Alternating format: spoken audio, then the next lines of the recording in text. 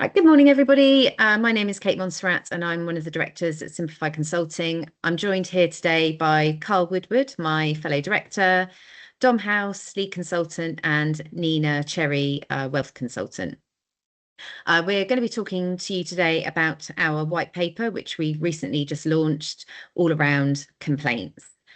So, Dom, would you mind just giving us a brief overview of what the white paper is all about? Yeah, sure. So our white paper is complaints going for gold. So it's really a study around what it is that makes up a good complaints proposition. So exploring what it is from a customer perspective. So we completed some customer research in terms of customers' experience of complaints, their expectations, and where they've been potentially let down, and what the consequences of that is. We also explored the wider market in terms of the data that shows complaints on average going up over the last few years. That redress is being maintained. The upheld rate is being maintained. So really, what lies behind those numbers, and also talking to industry experts from across the wealth management, different businesses and different viewpoints that really explain how different firms are tackling the challenges of managing customer complaints, and what the complaint management process, what systems they use, etc., and how that will evolve in the future. Cool, thank you. Um, and Carl, I mean, we cover a lot in terms of our thought leadership, don't we? But why did we choose complaints? Yeah, good question. So a couple of reasons, I think. Firstly, last year we had a wealth ops focused conference that covered all broad areas of operations, from people, process, technology. And this year we wanted to deep dive into one particular area, and an area that I think has been getting increasing focus for two reasons. Firstly, because um, margins in wealth are getting squeezed, and companies are finding it really, really difficult to identify areas where they can make either cost savings or generate increased revenue to maximize the amount of profit they're making. And so there's a laser focus now on operational costs and where some of the expenditure goes. And we can see through data from the FCA and generally through customer research that complaints volumes are rising, and as Dom alluded to, redress is increasing. And the overall cost to service a complaint and address a complaint to the customer's satisfaction has gone up significantly as well. And this affects the bottom line. So when you're a business that's already struggling with squeezed margins, actually spending a lot of your money trying to keep customers happy and trying to maintain satisfaction is really difficult. Um, Alongside that, then, is consumer duty, which is a real focus on customers and outcomes, and ensuring that customers get the best possible outcomes from their interactions with their providers, from the products that they purchase, and from the performance that they get from their investments. So I think all those things are really important to a company to have a detailed analysis of that performance in such a way that they can be really clear about how they're maximizing customer satisfaction in line with consumer duty regulations and expectations. And I think over the past year, we've certainly seen more focus on complaints than ever before. And we're seeing the impact of things like technology advancement, AI, in providing companies with tools and techniques to actually accelerate the resolution of complaints more quickly to the customer satisfaction, time after time. Thank you. That leads nicely on to the customer. Thank you. So, Neen, I think Dom alluded to the fact that we did some customer research in our white paper. What did that research tell us? We surveyed over 100 customers who held a range of wealth products, so spanning ISAs, GIAs, personal pensions, etc. And one of the first things we found was that almost half of those people said that it wasn't clear to them who they had to contact or how to make a complaint when they wanted to make a complaint. So that sort of demonstrated to us that there's still a barrier there in terms of making a complaint in the first place. So what may start as a disgruntled customer can quickly sort of escalate their frustration if they can't even make themselves heard right from the off. We also found that over 30% of the complainants weren't kept up to date during their complaint end-to-end journey. And from personal experience, I think for any of us that have made a complaint before, that's really frustrating. It feels like your complaint's disappeared into a black hole, that you're not being listened to, feels like you're not important. So it's really important to keep the customer along with that journey and make sure that you're updating them along the way. Otherwise, you're just going to get increased volumes of customers contacting the contact centre, and that obviously impacts and causes more sort of resource impact there as well. We found that 3/4 of the complainants said that their complaint took longer to resolve than they expected or had anticipated. So we know that customers now across all sectors are sort of expecting instant or very quick feedback on things. And obviously we know sometimes that's not possible with complaints. Sometimes they might be quite complex and it is going to take a longer time to resolve. So I think the importance there is to set the expectations at the start, make them aware of the FCA timeframes that we're working to, and obviously firms want to resolve things as quickly as possible, but it's just about setting those expectations that some complaints will take longer to resolve than others. We found that 25% of complaints weren't dealt with to the customer's satisfaction. And not only that, but rather sort of startling statistic, almost 20% of the people that had made complaints ended up leaving their provider as a result of that. And we also found that 3/4 of those surveyed said that if they did have to make a complaint to their provider, it would impact their loyalty in terms of they probably would leave as a result of that. So really important there that if you can make that complaint journey as optimized as possible and really make the customer feel like they're valuable to you and that they're being heard and that you're taking action to resolve their complaint, that is going to impact loyalty. But what we also found was that firms don't really have those metrics to track customer loss following the complaint. So there isn't a lot being done in that space to sort of track back to complaints and understand that is why your customers are leaving you. That's really interesting. I think a number of operational leaders that we spoke to actually at some of the roadshows we held very much view complaints as a real opportunity for recovering service, isn't it? Like you shouldn't view it as a negative, almost a positive that's giving you insight into some things that are going wrong and therefore that you need to obviously fix and address them. So thank you, Neen. Thanks for that. So Dom, we're in the throes of the Olympics. And we talk about like gold level standard of complaints in terms of the proposition. What does that kind of look like from your perspective? Yeah, sure. So what we wanted to explore in the white paper was really what is that gold level standard in a number of different areas, because it's not just one particular aspect or thing that's going to help firms deliver good complaints propositions. So what we explored was our complaints framework, which is underpinned primarily by a holistic complaint strategy that the firm needs to think about. How do they want to deal with complaints? How do they deploy resources most effectively within complaints? And that might be in terms of resolving complaints. It might also be in terms of preventing complaints up front.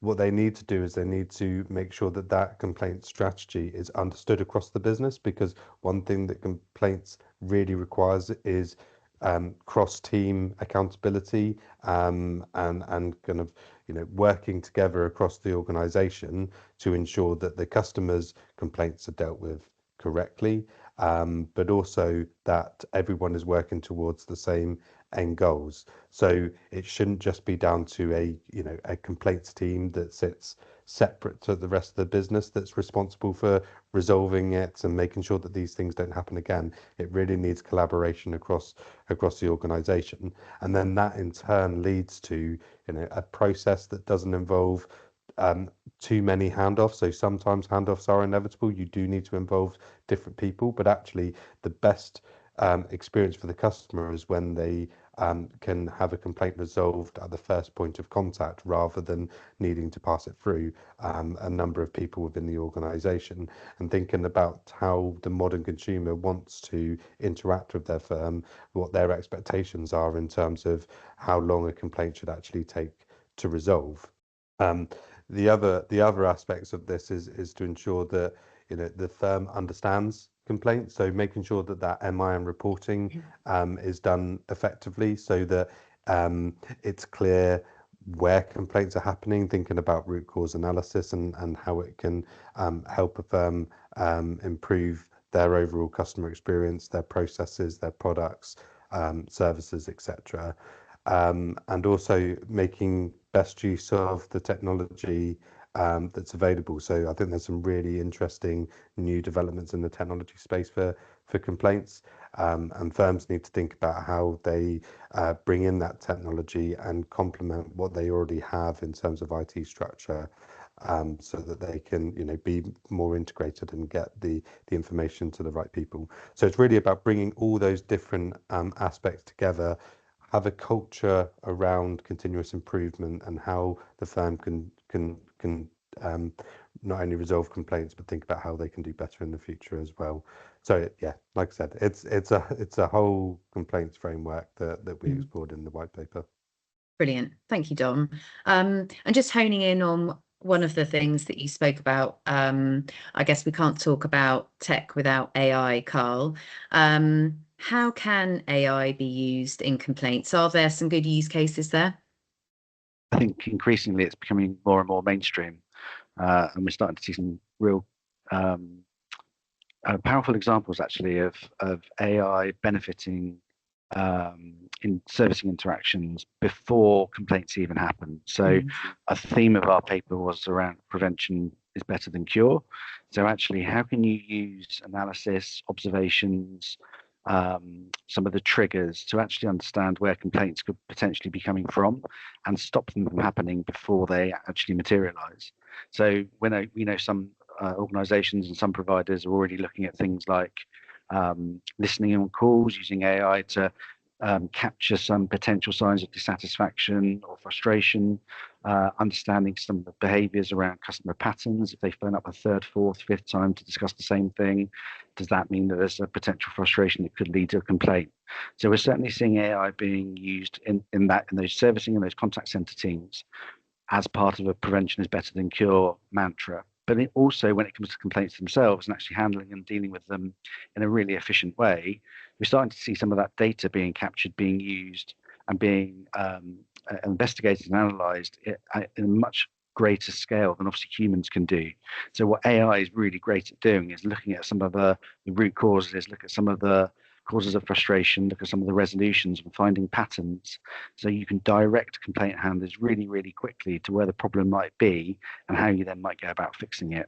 And I think AI is great at doing that, so that you can look at large data sets in really quick and rapid time and build those data sets over the course of time to such an extent that you're just developing this library and this repository of information that can be used to understand where some of those root causes are coming from, what some of the resolutions might be, and how to very, very quickly, and not in the timescales that the FCA dictate, but in timescales that the customer expects, coming back to that point around customer expectations, you can very, very quickly nip the problem in the bud, find a solution that's satisfactory to all parties, and hopefully prevent that customer from leaving because they're so dissatisfied with the service they've had. I think what's great about AI is you don't need a huge investment budget to go and deploy some of it in operations, in specific areas, in specific use cases where you can actually test it out, even if it's just in producing your final resolution letter and doing that in a way that's worded really well, consistently, and using terminology and language that's easy to understand. If you just deployed AI there, and you could, and it needn't cost the earth. So I think organizations are starting to look at some of those use cases and not say we need to go invest millions and millions in transformative technology. We can actually deploy components of AI capability in certain areas where it will help us be more efficient in handling complaints in the future. Thanks, Carl.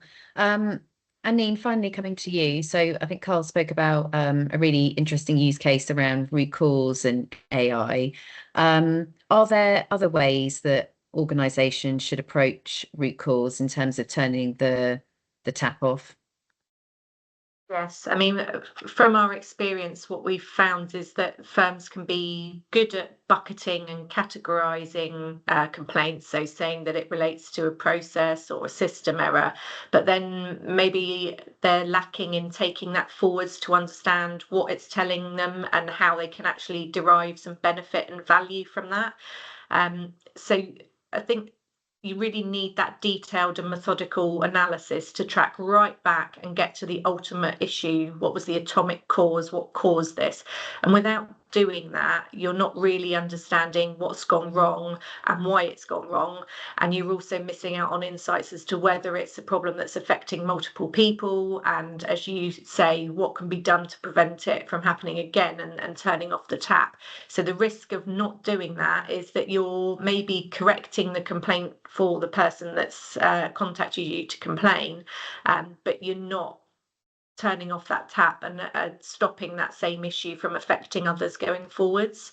And regardless of what the approach is, whether you're taking an approach of trying to close complaints as quickly as possible, you should still be doing enough analysis there to accurately pinpoint what that root cause is. So as has been mentioned by Dom earlier, there's that cross-team accountability and collaborative element that's needed there as well. So there needs to be a focus on feedback, also on data. So as Carl mentioned, sort of gathering those large data sets, identifying patterns and trends, but that feedback and ownership and continuous improvement focus. So having regular sessions between the complaints teams and the ops teams to discuss what the issues were, feedback, ensure ownership is being taken in the right teams to correct the underlying issues, and then also two-way confirming and recording what actions and improvements have been taken to move things forward. So that could be updating procedure guides or confirming that a system fix has gone in, but really using the data that you've gathered, doing that analysis, and then using that data to collaborate with the ops teams and make sure you've got continuous improvement going forwards. Brilliant, thank you. And thank you very much to Carl, Neen and Dom. Really appreciate your thoughts and your time. And thank you to you all for listening. If you would like to access and read our white paper, it's available on our website at simplifyconsulting.co.uk. We've also got a fantastic complaints framework that you can benchmark yourself against as well. So if you want access to that, then give us a shout. Our contact details are on our website. Thank you very much.